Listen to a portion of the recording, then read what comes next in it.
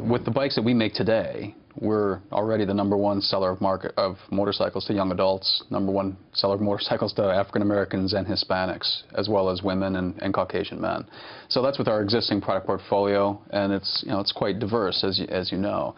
We don't make sport bikes. That's not part of our heritage. But what we do make is really attractive to those folks. You mentioned that you're selling more bikes to young adults, to African Americans, to Hispanics.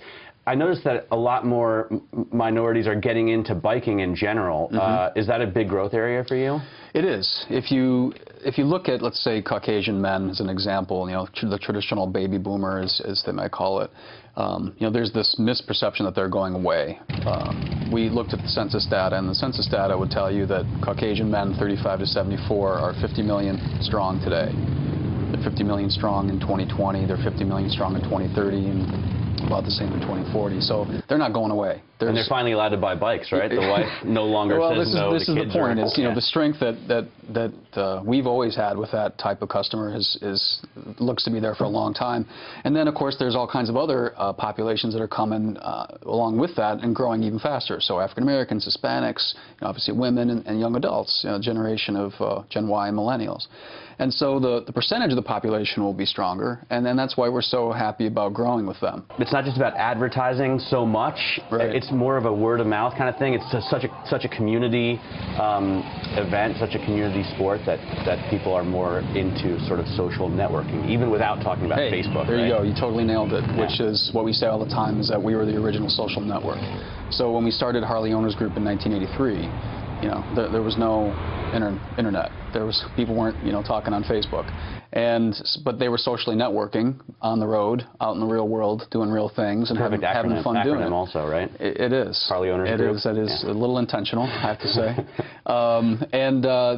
So Hog is just a manifestation of the kinds of things that have been going on in our whole 110-year history. People have always come together in social groups to ride together and do fun things and then talk to each other. And as they say, the best form of advertising is word of mouth. Well, that hasn't stopped being true just because we have all these new digital forms of communication.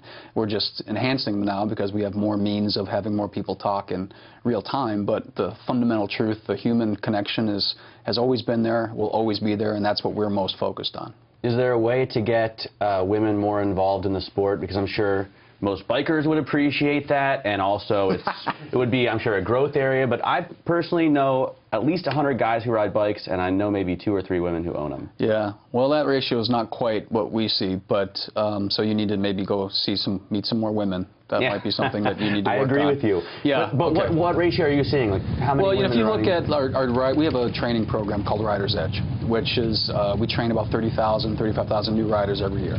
About 30% of them are women. So there's a great desire for women to want to learn how to ride. Now, they don't all decide that they go through the training. They may not decide to get their license, but there's a real strong and increasing trend for women to get into the sport and increasingly choose Harley-Davidson. More than 50% of the women who buy motorcycles buy Harleys.